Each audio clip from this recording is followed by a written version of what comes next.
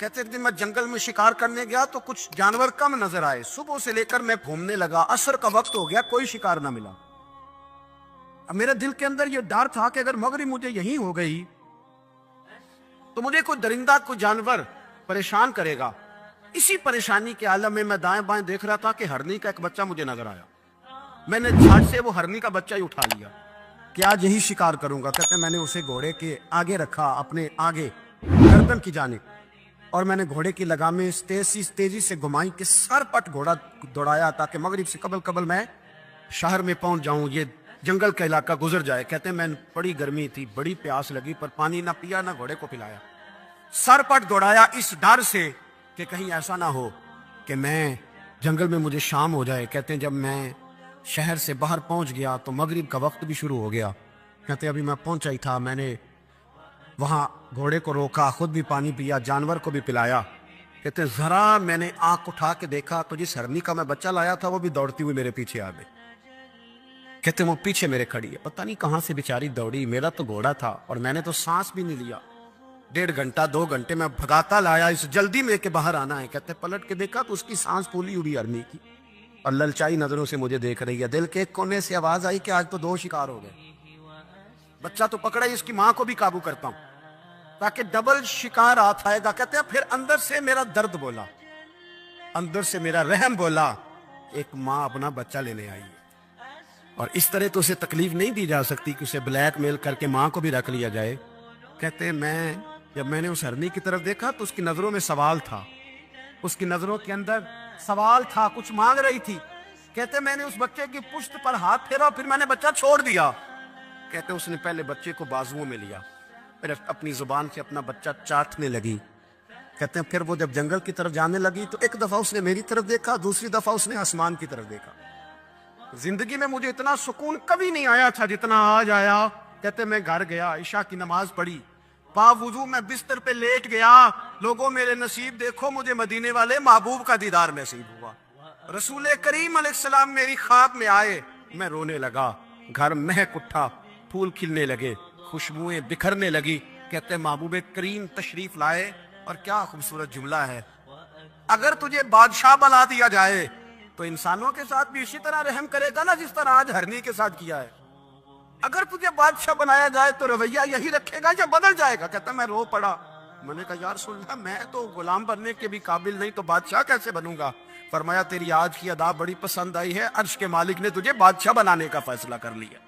تیری یہ ادا بڑی بھائی ہے, بڑی پسند آئی. فرماتے ایک ہرنی کے بچے پہ رحم کھایا تھا, رب کریم نے مجھے بادشاہی عطا فرما لی. ہم نہ سیاست سے بادشاہی لینا چاہتے ہیں, سیاستدانوں کے اپنی جیب سے اشتہار چھپوا کے بادشاہی لینا چاہتے ہیں, ڈیرا بنا کے بادشاہی لینا. نہ, بادشاہی تو رحم کرنے سے ملتی, بادشاہی تو شفقت کرنے سے ملتی, بادشاہیاں تو اللہ کی مخلوق سے پیار کرنے سے ملتی. وہ شخص کہتا ہے کہ میرا ظرف یہ تھا کہ 4-5 دینار ملیں گے. تو امام حسین فرمانے لگے تھوڑی دیر بیٹھ جا, رزق آ رہا ہے. تو امام حسین کو حکومت وقت کی طرف سے 5 تھیلیاں ملی, جس میں ایک تھیلی میں 500 اشرفیاں تھیں. 5 تھیلیاں آئیں, لیکن اس کو آنے میں ذرا دیر ہو گئی. وہ 5 تھیلیاں جب آئی تو امام حسین اس کی طرف 5 تھیلیاں بڑھا کے ذرا دیکھنا میری طرف غور سے, 5 تھیلیاں بڑھا کے تو فرمانے لگے میاں جتنا تجھے انتظار کرایا ہے اتنی ہم تیری حاجت پوری نہیں کر سکے. تو یہ نہ محسوس کرنا کہ حسین کے دروازے پہ بیٹھا بھی رہا ہوں تو ملا کیا ہے.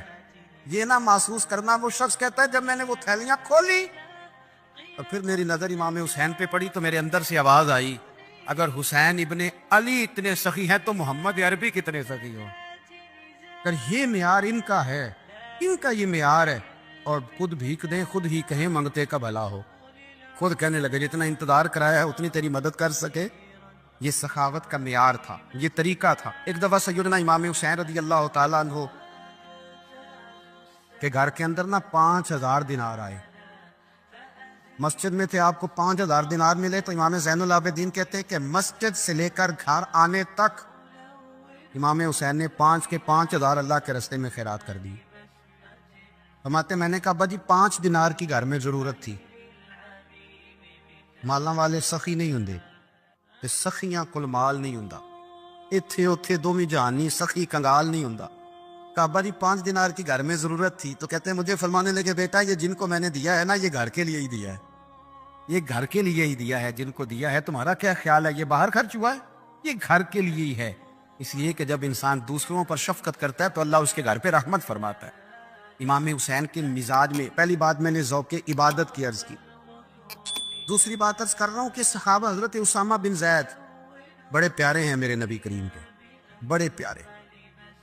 حضرت اسامہ بن زید کے بارے میں سیدہ عائشہ صدیقہ فرماتی ہیں ان کے ناک سے اگر ریٹھ نکلتی تھی تو اللہ کے رسول اپنے دست مبارک سے صاف کر دیتے تھے، اور سرکار فرماتے تھے کہ اگر اسامہ لڑکی ہوتا نا، ان کے غلام کے بیٹے تھے حضرت زید بن عامر، اگر یہ لڑکی ہوتا میں اسے زیور پہناتا۔ بڑے پیارے تھے، لیکن جب ان کا آخری وقت آیا نا تو 60,000 دینار کا قرضہ تھا، رشتہ داروں سے کہا، دوستوں سے کہا، یاروں سے کہا، اور قرض ادا نہیں ہو رہا تھا۔ حضرت اسامہ بن زید کہتے ہیں بڑا پریشان تھا۔ جب حد ہو گئی نا تو حضرت اسامہ بن زید فرمانے لگے جاؤ کوئی حسین ابن علی کو خبر کرو، ان سے کہو میں نا غلام ہوں آپ کے نانا کا، مقروض دنیا سے چلا گیا تو کیا بنے گا۔ امام حسین کو خبر ملی تو دوڑے آئے۔ لاجپال اس پیر کو نہیں کہتے کہ تگڑا نذرانہ لے کے تو ماتھا چوم لے، لاجپال تو اس کو کہتے ہیں کہ جب ضرورت پڑے تو وہ سر پہ موجود ہو۔ حضرت سیدنا امام حسین تشریف لائے تو جناب اسامہ بن زید رو پڑے، کہنے لگے حضور میں نے نا غلامی کی ہے آپ کے نانا کی، اور اس غلامی پہ ناز ہے، اب 60,000 دینار کا قرضہ لے کے دنیا سے جاؤں گا تو میری قبر پہ بوجھ رہے گا۔ امام حسین خادم کو بھی کہہ سکتے تھے جاؤ گھر پیسے پڑے ہیں لے آؤ، امام حسین خود گئے، چادر روڑ کے تو اس کی اوٹ میں بکل میں 60,000 دینار چھپا کے لائے، اور جناب اسامہ بن زید کے سامنے رکھ کے کہنے لگے اسامہ یار پیسے رات کو ہی آئے تھے، میں سوچ رہا تھا مجھے تو ضرورت نہیں، اللہ نے کس کا نصیب میرے گھر میں بھیج دیا، مجھے تو حاجت ہی نہیں تھی، اب پتہ چلا پیسے تیرے تھے، اللہ نے حسین کی ڈیوٹی لگائی ہے کہ جا کے دے آ۔ حضرت اسامہ بن زید رو پڑے، فرمانے لگے اللہ آپ کو بہترین صلہ عطا فرمائے۔ امام بڑا ہی پیار کرتے تھے، گھوڑے پہ جا رہے تھے، کچھ فقیر غریب لوگ بیٹھ کے روٹی کھا رہے تھے، کھا رہے تھے سڑک کے کنارے، تو امام زین العابدین فرماتے ہیں کہ جب امام حسین گزرے تو انہوں نے آواز دی حضور دل کرتا ہے ہمارے ساتھ بیٹھ کے روٹی کھائیں، کائنات کے مالک و مختار کے نواسے اور دنیا کے سب سے بڑے شہزادے گھوڑے سے اترے اور غریبوں کے ساتھ سڑک پہ بیٹھ گئے، روٹی کھانے لگے اور دیر تک کھاتے رہے، اور جب فارغ ہو گئے تو فرمانے لگے کھانے کی ضرورت بھی نہیں تھی، حاجت بھی نہیں تھی، پر تم نے آواز دی تو دل رکھنے کو بیٹھ گیا تھا، اگر اجازت دے تو چلا جاؤں۔ یہ مزاج تھا، یہ طبیعت تھی۔ آپ کے ایک بھائی ہیں چھوٹے حضرت محمد بن حنفیہ نام ہے، حضرت مولا علی شیر خدا رضی اللہ تعالیٰ عنہ کی دوسری بیوی سے۔ ایک دن حضرت امام حسین ان کے گھر میں بیٹھے تھے تو کسی بات میں نا اختلاف رائے ہو گیا، تو امام علی مقام ناراض ہو گئے، فرمایا آج کے بعد تیرے گھر نہیں آؤں گا، رومال اٹھایا چلے گئے۔ لوگوں نے حضرت محمد بن حنفیہ رضی اللہ تعالیٰ عنہ سے کہا حسین تو ناراض ہو گئے کبھی نہیں آئیں گے، آپ فرمانے لگے بھائی تمہارا ہے کہ میرا؟ جی بھائی تو آپ کے ہیں، فرمایا اگر کہو تو چند منٹوں میں حسین واپس آئے؟ کہا جناب ناراضگی ہو گئی ہے، فرمایا ناراضگی ہوئی ہے پر میں اس کے دل کی نرمی کو تو جانتا ہوں، اس کے مزاج کے اندر جو محبت ہے اس سے تو ابھی آئے۔ کہا جناب وہ کیسے؟ فرمانے لگے دیکھنا ذرا، تو امام حسین نے خط لکھا، حضرت محمد بن حنفیہ نے رکا لکھا، کہنے لگے حسین میرے باپ کا نام بھی علی ہے اور آپ کے باپ کا نام بھی علی ہے، پر ایک فضیلت ایسی ہے جس میں میں آپ کا مقابلہ نہیں کر سکتا، وہ یہ ہے کہ آپ سیدہ فاطمہ الزہرا کے لال ہیں، آپ محمد مصطفیٰ علیہ السلام کے نواسے ہیں۔ کہنے لگے بھائی جان آپ نے نانا جان کی وہ حدیث تو سنی ہوگی کہ دو لوگ ناراض ہو جائیں تو جو صلح پہلے کرے جنت میں پہلے جائے گا۔ فرمانے لگے دل میرا کر رہا تھا کہ پہلے صلح کر لوں، لیکن پھر بڑے بھائی کو پشت کروں گا جنت میں جاتے ہوئے، یہ بھی تو بے ادبی ہے نا، اب خط میں نے لکھ دیا ہے آپ کا جو ارادہ ہو۔ امام حسین نے خط پڑھا تو آنکھوں میں آنسو آ گئے، پھر سے رومال اٹھایا، بچے پوچھنے لگے کہاں جا رہے؟ کہا بھائی کے گھر جا رہا۔ آپ تو ناراض تھے، فرمایا تھا ناراض پر ہے تو میرا بھائی نا، ہو گئی بات ختم۔ بڑی دل میں نرمی، طبیعت میں سوز، لہجے میں گداز۔ حضرت امیر معاویہ رضی اللہ تعالیٰ عنہ نے ایک شخص کو بھیجا مدینہ منورہ شام سے، تو اس نے کہا میں نے امام حسین سے ملنا ہے، تعارف کیا ہے؟ جناب امیر معاویہ فرمانے لگے مسجد نبوی میں جانا جس کے گرد لوگ سب سے زیادہ ادب سے بیٹھے ہوں اور جس کی باتیں سب سے زیادہ میٹھی ہوں، اور جس کی نظریں سب سے زیادہ جھکی ہوں اور جس کے چہرے پر تمہیں سب سے زیادہ وقار نظر آئے وہی علی کے بیٹے حسین ہوں گے۔ جو سب سے زیادہ تمہیں وہاں ماحول کے اندر جو شخص نظر آئے پوچھنے کی ضرورت نہیں پڑے گی۔ وہ شخص کہتا میں مدینے آیا تو میں نے واقعی ایک شخص کو دیکھا، شہد کے گرد مکھیوں کا اتنا ہجوم نہیں ہوتا جتنا امام حسین کے گرد رسول اللہ کے غلاموں کا ہجوم تھا، لیکن نظریں جھکی ہوئی، باتیں میٹھی، لہجہ گداز گداز، لفظوں میں رانائی، اور لوگ کئی باتیں پوچھتے تو علی کے صاحبزادے ایک کا جملہ بولتے تو لگتا یہ کہ وہ جملہ سیدھا دل میں اترتا چلا جاتا ہے۔ امام علی مقام کے کردار میں نہ کچھ باتیں بڑی زیادہ تھیں، بہت زیادہ تھی، بڑا حسن تھا۔ ایک بات تو یہ تھی امام حسین رضی اللہ تعالیٰ عنہ کا علم و فضل بڑا کمال کا تھا۔ ایک دفعہ صحابہ میں مسئلہ بن گیا کہ بچہ پیدا ہوتا ہے تو اس کا وظیفہ کیسے لگانا ہے۔ امام حسین کا علم و فضل بتا رہا ہوں، علم و فضل، تو بات بڑی پیچیدہ ہو گئی۔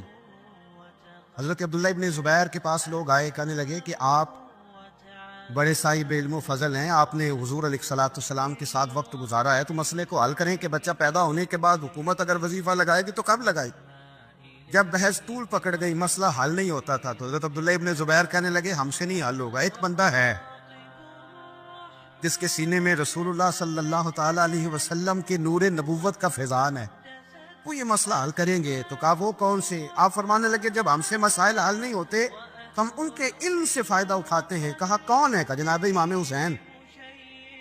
تو لوگ حضرت امام حسین کے پاس گئے کہ حضرت یہ ایک مسئلہ الجھ گیا ہے کہ بچہ پیدا ہو تو وظیفہ کب لگانا ہے؟ فرمایا الجھنے والی بات ہی کوئی نہیں، پیدا ہونے کے بعد جب وہ پہلی دفعہ آواز نکالے تو اس کا وظیفہ لگا دو۔ اس کا مطلب یہ ہے کہ وہ دنیا میں آ گیا ہے، اس نے اپنے آنے کا اظہار کر دیا ہے، اعلان کر دیا ہے، اب اس کا وظیفہ لگا دو۔ تو اس پر پھر صحابہ کا اتفاق ہو گیا۔ امام حسین کے علم سے، فضل سے لوگ فیض اٹھاتے تھے۔ حضرت سیدنا امام حسین کی شہادت کے بعد حضرت عبداللہ ابن زبیر رضی اللہ تعالیٰ عنہ نے قاتلان حسین سے خطاب کیا اور فرمانے لگے اللہ کی قسم تم نے اس شخص کو شہید کیا ہے جو راتوں کو لمبے لمبے قیام کرتا تھا، اور تم نے اس شخص کو شہید کیا ہے جس سے میں دن میں جب بھی ملتا تھا تو وہ روزے سے ہوتا تھا۔ تم نے اس شخص کو شہید کیا جو قائم اللیل تھا، صائم الدہر تھا، اس شخص کو تم نے شہید کیا۔ آپ کو پتہ ہے میدان کربلا میں جب 9 محرم کو ابن سعد نے امام حسین سے کہا کہ جنگ کرو اگر یزید کی بیعت نہیں کرنی، تو امام حسین نے فرمایا ایک رات کی مہلت دے دو، ایک رات کی مہلت دے دو۔ حضرت امام زین العابدین کہتے ہیں میں نے اپنے والد گرامی سے عرض کی کہ ابا جی آپ جہاد سے دور جانے والے تو ہیں نہیں، آپ تو جہاد سے پیار کرنے والے، اور یہ بھی پتہ ہے مجھے کہ یہ جنگ اب ہو کے رہے گی، تو ایک رات کی مہلت لینے کا معنی کیا ہے؟ بھئی کل بھی لڑنا ہے اور رات بھی لڑنا ہے، تو ابا جی ایک رات کی مہلت۔ تو سیدنا امام حسین رضی اللہ تعالیٰ عنہ فرمانے لگے بیٹا رات کی مہلت اس لیے لی ہے کہ میں آج رات کھل کے اپنے رب کی عبادت کر لوں، میں استغفار کر لوں، میں لمبے سجدے کروں۔ اور کہا زین العابدین تو جانتا ہے نا کہ مجھے نماز سے، تلاوت سے، دعا سے اور استغفار سے بڑا پیار ہے۔ رسول کریم علیہ السلام نے فرمایا، جامع ترمذی میں موجود ہے، فرمایا میں جا رہا ہوں پر تمہیں 2 بڑی بھاری بڑی وزنی چیزیں دے کے جا رہا ہوں، صحیح 6 کی روایت، 2 وزنی چیزیں تمہارے بیچ چھوڑ کے جا رہا ہوں، اگر ان کو تھام کے رہو گے تو کبھی گمراہی تمہارے پاس نہیں آئے گی۔ یا رسول اللہ وہ کون کون سی؟ فرمایا ایک اللہ کی کتاب دے کے جا رہا ہوں اور دوسرا اپنا خاندان دے کے جا رہا ہوں۔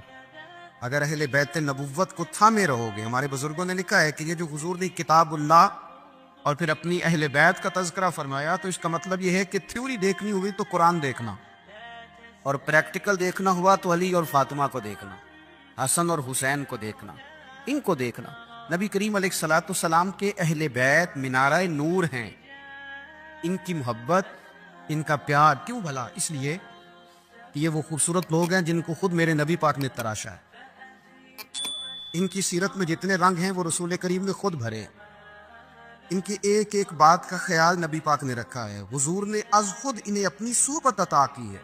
زیادہ دور نہیں تھا سیدہ فاطمہ کا گھر، مسجد نبوی کے ساتھ تھا، اللہ کے رسول دن میں 2 دفعہ جایا کرتے تھے، پھر بھی کبھی کبھی فرماتے فاطمہ میرا دل کرتا ہے آج میں رات تیرے گھر میں قیام کروں، تو سیدہ فاطمہ الزہرا فرماتی ہیں کہ آمنہ کے لال اس طرح بھی میرے گھر میں قیام کرتے تھے کہ حضور چارپائی پہ لیٹتے تھے تو ایک کندھے پہ امام حسن کا سر ہوتا تھا اور دوسرے پہ امام حسین کا سر اقدس ہوتا تھا، اور فرماتی ہیں رات کو کبھی حسنین کریمین دودھ مانگتے تو میں اٹھتی دودھ دینے کے لیے، تو حضور فرماتے لیٹ جاؤ، آج میرے ساتھ سوئے ہیں تو دودھ بھی میں ہی پلاؤں گا۔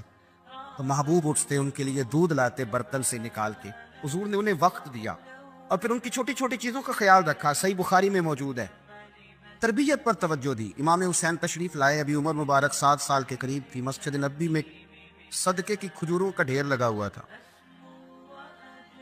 چھوٹا بچہ جو ہوتا ہے نابالغ، اس پر شریعت کے احکامات نہیں آتے۔ صدقے کی کھجوروں کا ڈھیر تھا مسجد نبوی میں۔ یہ تربیت ہے، یہ ٹریننگ ہے جو اللہ کے محبوب نے خود انہیں عطا فرمائی۔ صدقے کی کھجوروں کا ڈھیر تھا، امام حسین حضور کے ساتھ آئے تو امام علی مقام نے ایک کھجور اٹھا کے منہ میں رکھ لی۔ شارحین نے لکھا ہے لگتا یہ ہے کہ کئی دنوں کی بھوک تھی، کیونکہ یہ فاقہ اہل بیت کا بڑا محبوب ہے۔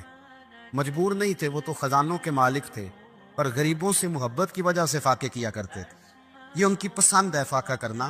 تو ایک کھجور امام علی مقام نے رکھ لی تو اللہ کے رسول نے گلے میں انگلی ڈال کے نکال دی اور فرمایا حسین یہ صدقہ ہے، یہ میری اہل بیت کے لیے درست نہیں ہے۔ حضور نے خود تربیت کی، اور پھر سیدہ فاطمہ الزہرا نے اپنے بچوں کو تراشا، ان پر محنت کی۔ میں اکثر گزارش کرتا ہوں دوستوں سے، میں کہتا ہوں کربلا کا واقعہ کوئی حادثاتی نہیں ہے، اس کے پیچھے پوری ایک لاجک ہے، اس کے پیچھے پورا ایک فلسفہ ہے۔ ایسے ہی کوئی آدمی 3 دن بھوکا پیاسا رہ سکتا ہے؟ کسی آدمی کو صبح اس نے کھانا کھایا اور شام تک کھانا نہ ملے تو ٹانگیں کانپتی ہیں۔ رمضان المبارک میں عبادت کی نیت سے روزہ رکھنے والے بھی شام کو بڑے پریشان ہو جاتے ہیں، اور مسلسل 3 دن کھانا نہ کھایا جائے اور پانی نہ پیا جائے، اور حال یہ ہے کہ وہی آدمی تلوار لے کے میدان میں نکلے اور اس کی حالت یہ ہو کہ لوگ اس کی آگے دوڑنا شروع کر دیں۔ ہزاروں کی فوجیں تاب نہ لا سکے۔ علی کا گھر بھی وہ گھر ہے کہ جس گھر کا ہر ایک بچہ جسے دیکھو وہی شیر خدا معلوم ہوتا ہے۔ یہ کوئی آسان ہے؟ اس کے پیچھے پوری اس کے پیچھے فلسفہ ہے۔ امام راضی کی تفسیر کبیر دیکھیے گا۔ حضرت امام حسین کی وہ شخصیت تھی کہ مشکات میں حدیث ہے، نبی پاک صلی اللہ تعالی علیہ وسلم کی چچی جناب ام فضل صبح صبح گھبرائی حضور کی بارگاہ میں آئی، عرض کی یا رسول اللہ صلی اللہ علیہ وسلم آج میں نے عجیب خواب دیکھا ہے، میں ڈر گئی ہوں۔ حضور نے فرمایا چچی کیا دیکھا؟ عرض کی حضور میں نے دیکھا ہے کہ آپ کے وجود کا گوشت کا ایک ٹکڑا کٹ کے میری جھولی میں آ گیا ہے۔ حضور یہ کیا ہے؟ تو محبوب خواب سن کے مسکرائے، فرمایا چچی یہ پریشانی والا خواب نہیں، یہ تو خوشی والا خواب ہے۔ اللہ فاطمہ کو بیٹا عطا کرے گا اور وہ تیری گود میں کھیلا کرے گا، چونکہ وہ میرے وجود کا ٹکڑا ہوگا لہذا خواب تجھے یہ آئی ہے۔ تو امام حسین پیدا ہوئے، امام حسن کی عمر ابھی 11 مہینے، تو نبی پاک نے امام حسین کو جناب ام فضل اپنی چچی کی گود میں دے دیا کہ فاطمہ کے لیے دونوں بچے سنبھالنا مشکل ہوگا۔ وہ خواب اس طرح پوری ہوئی۔ امام حسین سے حضور نے بڑا پیار کیا، بڑی محبت فرمائی نبی پاک سے۔ کچھ حدیثیں میں نے جمعے میں عرض کی تھی، حضرت ابو ہریرہ رضی اللہ تعالیٰ عنہ کہتے ہیں یہ واحد بچہ تھا حضور کے گھرانے کا کہ میں نے دیکھا کہ نبی پاک صلی اللہ علیہ وسلم بیٹھے تھے تو یہ حضور سے کہہ رہے ہیں، نبی پاک سے کہ نانا جی اٹھ کے کھڑے ہو۔ کہتے حضور کھڑے ہو گئے تو کہنے لگے میں نے آپ کے برابر جانا ہے۔ بچے جو مرضی ضد کر لیتے ہیں نا، قد چھوٹا تھا، عمر 7.5 سال تھی، کہنے لگے نانا میں نے برابر جانا ہے۔ تو نبی پاک صلی اللہ علیہ وسلم نے ہاتھ پکڑ لیے، فرمایا چل پھر ہو جا برابر۔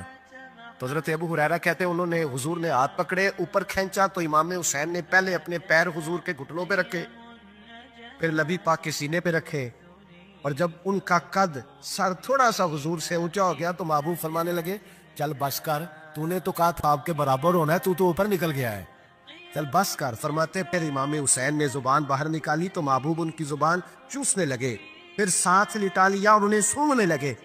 تو میں نے عرض کی حضور آپ حسین کو سونگتے کیوں ہے؟ تو فرمایا ابو ہریرہ مجھے حسین کے وجود سے جنت کی خوشبو آتی ہے، مجھے حسین کے وجود سے جنت کی۔ ایک دن حضور گزر رہے تھے، اصل اس طرح تھا کہ یہ نبی پاک کا حجرہ تھا، جن لوگوں کو اللہ نے مدینے کی زیارت کرائی ہے وہ جان سکتے ہیں نبی پاک کا حجرہ تھا۔ تو حضور کے حجرے کی اس جانب یعنی مسجد کی جو بالکل سیدھ ہے اس کی بیک میں سیدہ فاطمہ رہتی، تو حضور اکثر میں نماز کے لیے جب نکلتے تو حضرت فاطمہ کے حجرے کے پاس سے ہو کر دوبارہ محراب میں جاتے۔ محبوب حجرے کے پاس سے گزرے تو امام حسین رو رہے تھے، تو حضرت فاطمہ نے کسی بات میں جھڑک دیا تو امام حسین رونے لگے۔ تو نبی پاک نماز کے لیے گئے تو واپس لوٹ آئے، اور واپس تشریف لا کے کہا فاطمہ حسین کو کیا ہوا؟ عرض کی یا رسول اللہ تنگ کر رہے تھے میں نے ڈانٹ دیا ہے۔ کیا خوبصورت جملے ہیں حدیث پاک میں۔ سرکار نے فرمایا فاطمہ اس کو حسین کو نہ رونے نہ دیا کر، یہ جب روتا ہے نا تو میرے دل کو تکلیف ہوتی ہے۔ تو بی بی صاحبہ کہتی ہیں یہ حکم آیا نبی پاک کا میرے نا، کہ میں نے ڈانٹنا چھوڑ دیا. یہ ان کے فضائل تھے. کب ان کی تربیت خود نبی پاک نے فرمائی. پہلی بات تو یہ ہے کہ نبی پاک نے دعا مانگی تو یا اللہ میرے گھر والوں کو زیادہ روزی نہ دینا, انہیں ایک وقت روٹی دینا, ایک وقت کی بھوک دینا. یہ جو 10 دن کربلا میں انہیں ٹینشن نہیں نہ ہوئی, انہیں عادت تھی فاقہ کرنے, انہیں 3 دن وسوی روزے رکھنے کی عادت تھی. پہلی بات. دوسرا یہ کہ جہاد کی تربیت حضور خود کراتے.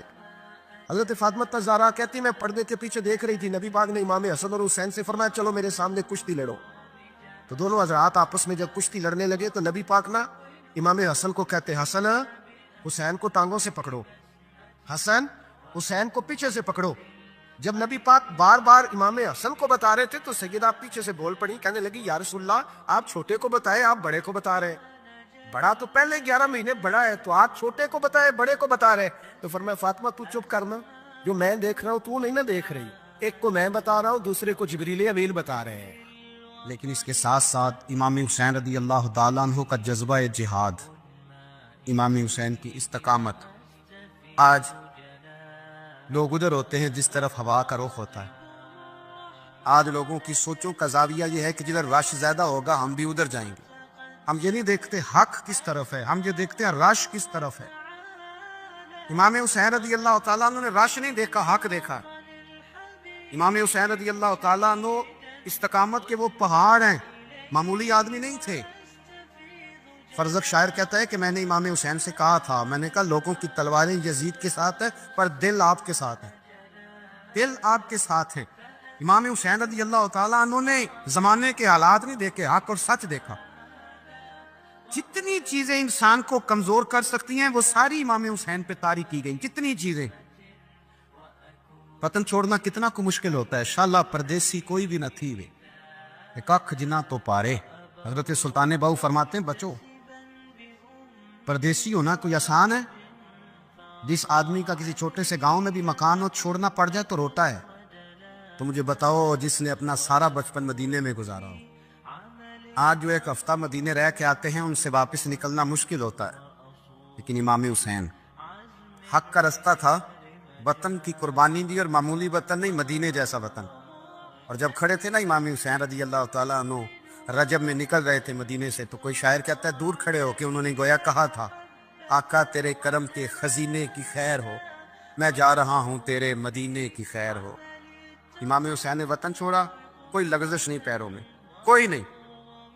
شہزادوں والی زندگی تھی, مسجد نبوی کے امام تھے, نبی کریم علیہ السلام کے روضہ اطہر پر تشریف رکھتے تھے. زمانہ حیا کرتا, شان و شوکت تھی, پر حق کے لیے چھوڑا, نکل کر خانقاہوں سے ادا کر رسم شبیری. اور پھر بڑا مشکل ہوتا ہے. جس شخص کے ساتھ بچے اور عورتیں ہوں وہ تو یہ کہہ کے لڑائی سے جان چھڑاتا ہے کہ میرے ساتھ فیملی ہے, نہ ہوتی تو تجھے بتاتا. پر امام حسین کو اولاد بھی کمزور نہیں کر سکی, عورتوں کا ساتھ ہونا کمزور نہیں کر سکا. پھر امام علی مقبوق کتنا مشکل کام ہے. آج لوگ کہہ نہیں دیتے کہ میں تو اس لیے گناہ کرتا ہوں کہ رشوت اس لیے لے لیتا ہوں کہ بچے چھوٹے ہیں.